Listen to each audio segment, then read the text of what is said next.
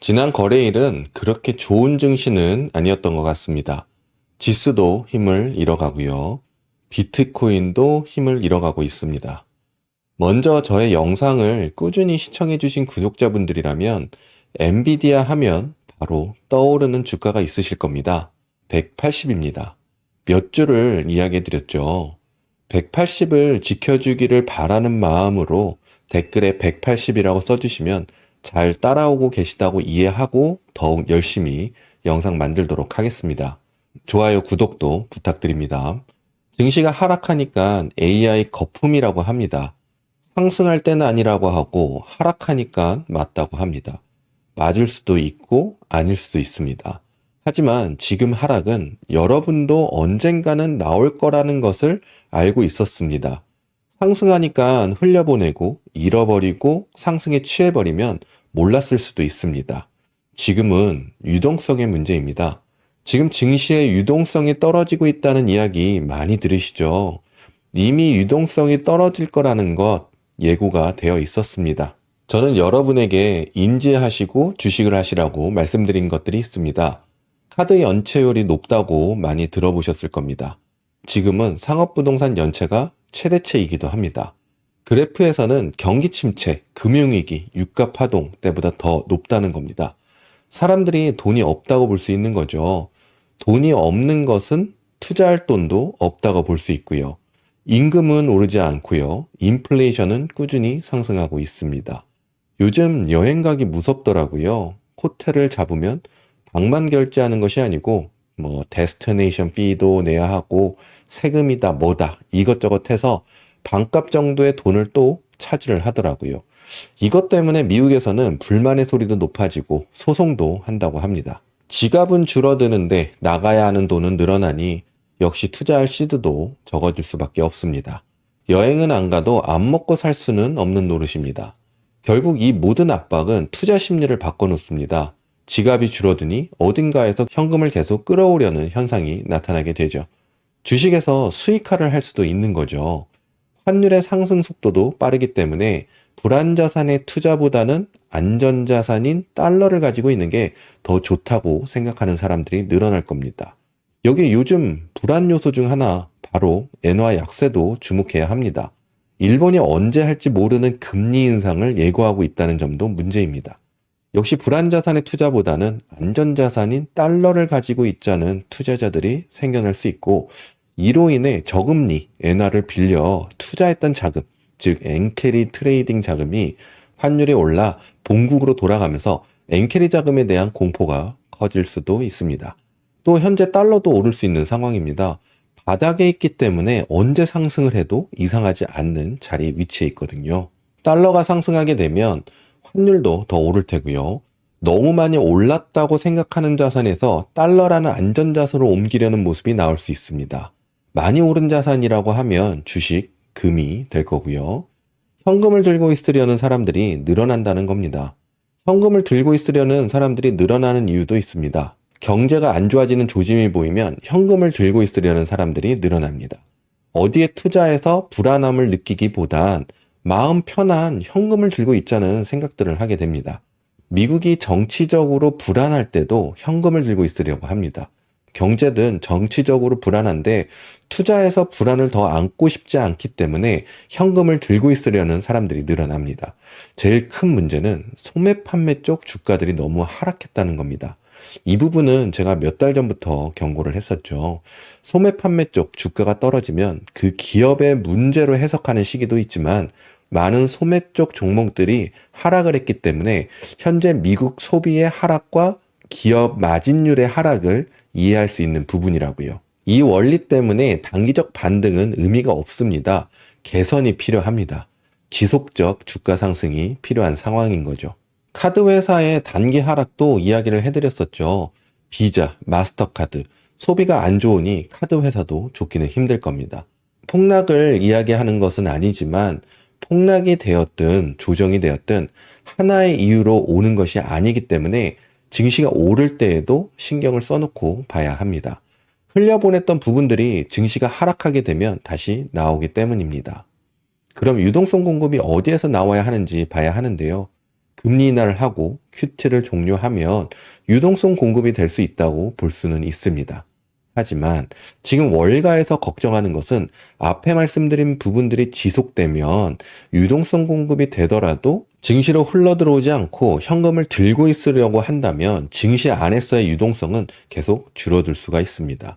금리 인하가 단기적인 호재로만 끝날 수도 있습니다. 제가 이렇게 말씀드린다고 앞으로 안 좋아질 것이라고 말씀드리는 것이 아니고 이런 것들을 지켜보시라는 겁니다. 저는 어디가 저점이고 몇 월의 하락장이 끝날 거라고 이야기하지 않습니다.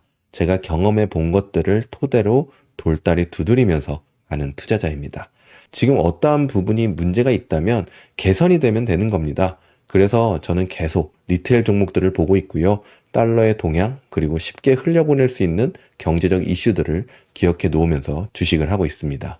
근데 문제가 생겼죠. 12월에 금리 인하가 없을 수도 있다는 부분인데 유동성이 필요한 요즘 금리 인하가 없다면 걱정이 되기도 하는데요. 유동성 공급이 필요하다고 연준 의원들도 느낄 거라 생각이 들어서 12월에 금리 인하를 할 것으로 예상해 보고 있습니다.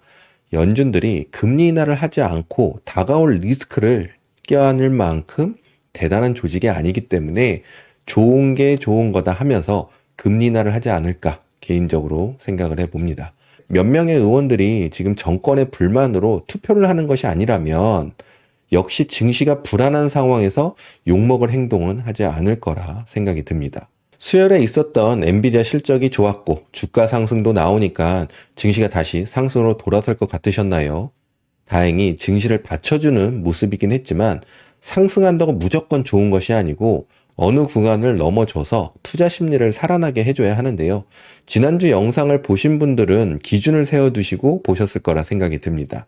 엔비디아는 200 부근이었고요. 180을 지켜봐야 한다는 건 몇 달 전부터 기준 세워드렸습니다. 180에서 잘 버틴다는 거 느끼셨나요? 주식을 제대로 하고 싶으시면 제가 알려드린 부분을 계속 연습을 하셔야 합니다. 제가 많은 분들의 계좌를 봐드리는데 주식으로 돈을 번 분들과 못 번 분들이 확실하게 나눠지는 것 중에 하나가 얼마나 감정을 잘 다스리고 증시를 이성적으로 보느냐입니다. 요즘 부자들이 꼭 하는 것, 이런 거, 밈으로 많잖아요. 저는 주식 투자자분들을 오래 지켜봐 오면서 알게 된 것들입니다. 프리미엄 회원분들에게도 이런 부분을 계속 강조를 드리거든요.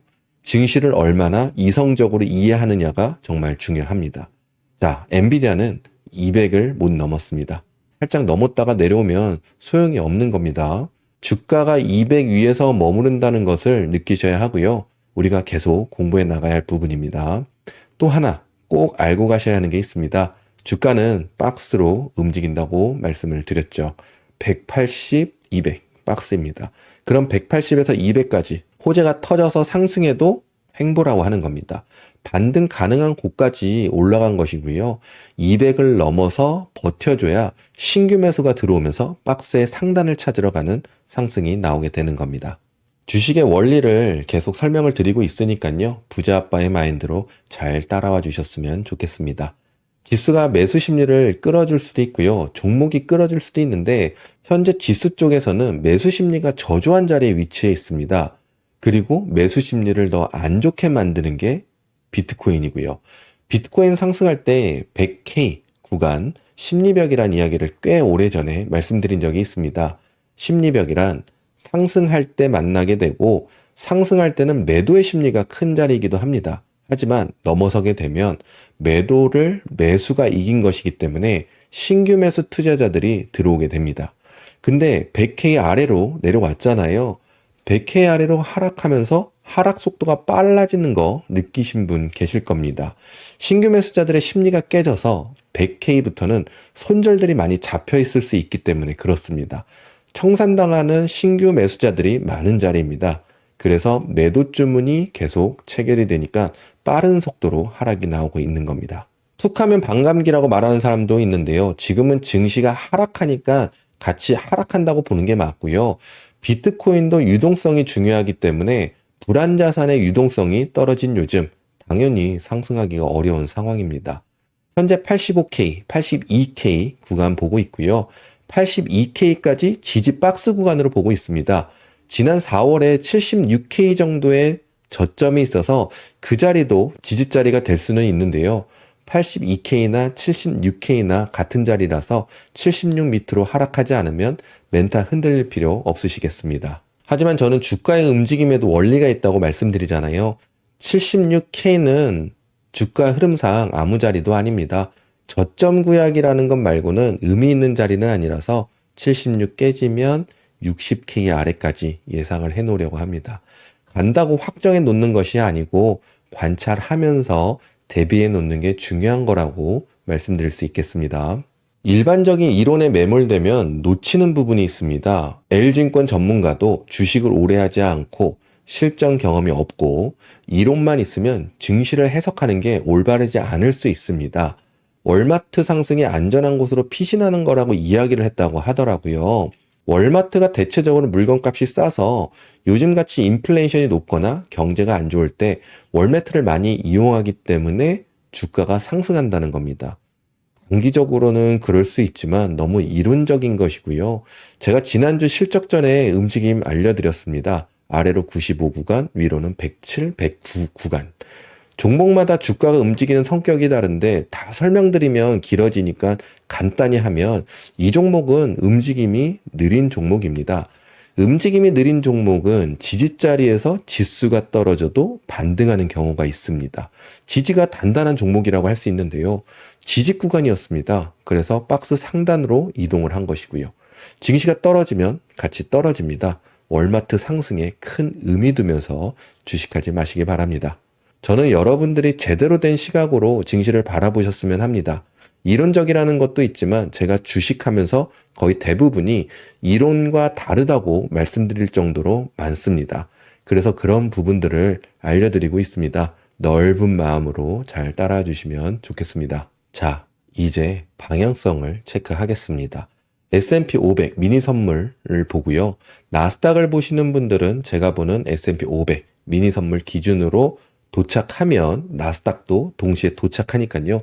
같이 확인하시면 되겠습니다. 저는 S&P 500 미니 선물은 20년을 봐와서 보고 있습니다.